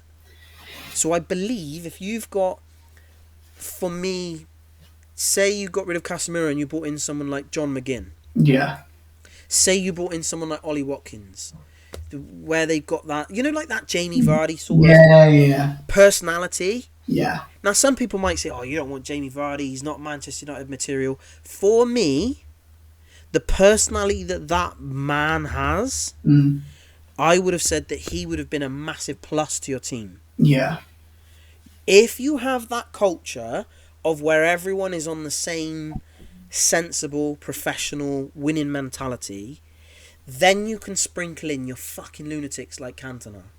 yeah, And your luxury players, as they call it. yeah. I feel like now It, you got too much of that bad, I know what you toxic mean. culture. It's a weird one. Like I think Bruno Fernandes, like if Bruno Fernandes plays for Man City, I think you see a good. I think you would actually probably see like a better player because of the whole off-field thing. Isn't such a. I don't think he's helped that United is well is falling down. as a club, isn't it, in a minute? And I don't think he's helped. If it was going the other way, you might see a different man because I think there's a half decent player in there. But I completely agree with you. But that club won't change because it's got such a reputation on a global level that however low they are in the league, I think, and you'd like to think they probably wouldn't finish any worse than eighth than what they did this year. There's always an expectation of like, oh, they're Man United, so they got to sign this person, they got to sign that person, and then they end up signing Varane as a signing as an example. Great player. Great player, but it's just a wrong environment for him. Agreed. But now Varane's gone, they're not going to go, oh, we'll go and sign Konza from Villa. You said about Villa. So, for example, Ezri Konza had a good season. They're not going to sign him. They're going to go and sign some overpriced global superstar because they are Man United, and then the cycle will start again. But the problem is, every time they bring in those global superstars, they bring a kind of I'm the big cheese now attitude. Yeah. And the problem you've got is, I think it's two things. I think you've got that issue of they start to get a little bit arrogant because I'm at Manchester United. Yeah. But I also think if you had the core of the old school, where you had like Rio Ferdinand and then you had Roy Keane and all those players, you imagine if Rashford was being like a whingy bastard, or you had Fernandes having a go at the referee. Yeah. I'm telling you now, Roy Keane would have fucking smashed his face in on the pitch. Yeah, and that's what I mean about Fernandes. I think in a different time and a different team, I think he'd have been alright. But because he's the one that's looked at, I agree, and I think that there is no one putting him in his place. I tell you now, if I was in that team, I would tear Fernandes to bits. yeah. Every single fucking game. I would be like, reel your fucking neck in. I don't give a fuck what armband you got on. Stop being such a prick. Stop shouting at the referee. I'd tear him a new asshole. I'd end up fighting with him. You remember Bo, you had a fight with Dyer on the pitch? Yeah. I'd be doing that every week. Just be like, fucking reel it in, you prick. But I just think there's not enough of that. And this is why I said I believe you've got that. This is proper blowing smoke up your ass. I believe you've got that Klopp factor. Yeah. Where people love you. But I feel like someone like Klopp couldn't go into Manchester United and sort that problem. No. Because I don't believe he's ruthless enough. No, he's very loyal at Liverpool, wasn't he? No. What I mean is, say he went there, I think he's too nice. Oh, yeah, I know what you mean. I think he'd be trying to put his arm around everyone, where what you need is Ferguson to just say, right, let's cull the fucking bad attitude, create that good environment again. Like I said with you, if you had a John McGinn, someone who's just going to run. You've got a McTominay who doesn't bring a negative or a positive, like a Lindelof doesn't bring a positive or a negative. Yeah. You've got Maguire, who I think was what I said earlier, where probably because he wasn't bullied enough as a kid by his coaches, he couldn't take the pressure of being the manager. Yeah. So he just kind of crumbled, and then as soon as he wasn't captain, And he started playing well again. Yeah. So I think it's that pressure. But anyway, I think you should just keep pushing, keep grinding, keep. It's up to you. I know. Obviously, you've got to make sure you're happy, and I know you've got kids coming eventually, and then you'll probably end up being like an under fives. Wow. Yeah. Don't do it. Don't do it. It'd be like, did you watch Ted Lasso? Have you ever watched that? I haven't. I've seen clips of it, but At the end of Ted Lasso, he goes back and he finishes with this team in the Premier League, and a month later he's coaching his under 10s kids in America, and the final scene of the thing is like him stood in this dugout with like all the under 10s, and it just pans on his face, and that I remember I had a friend years ago. I had a friend years and years ago. I'm talking, 20 years ago. And I remember he knew fuck all about football. He thought he knew a lot. and he moved to America and he became like a football coach over there. Right. And he was like, yeah. He thought he was like Arsene Wenger or something. And I remember thinking, you only think you're that because they call it soccer and they haven't got a fucking clue what they're talking about. It's different now, but Yeah. 20 years ago, Yeah. he went over there. He was literally like an armchair fan, and they saw Right. him as like the Messiah Yeah. because Yeah. he knew how to kick a ball straight. Yeah. Compared to us, he was fucking shite, but compared to them, Yeah. he was like the second Pele. Do you know what I mean? So yeah, it just made me laugh. But anyway, yeah, I reckon my advice, and just do with it what you will, but I would say do not stop doing what you're doing, because I think you could. I just think you could achieve some big stuff. I really do, and I just think if you look at that manager who went to, is it Reims in France, that young Yeah. young manager, and Yes. I just think if you really wanted it, I think you could do it. It just depends how much you want it, and I think if you went and did all your coaching badges and all that sort of shit, and I think got some experience at a much higher club, even if you were assistant or. Yeah. I know a lot of academy managers end up becoming like first team managers and coaches and Yeah. whatever. Yeah. But yeah, I reckon you got what it takes. I really do. You stood out to me 8 years ago, and I still think for 27 you're ridiculously boringly mature.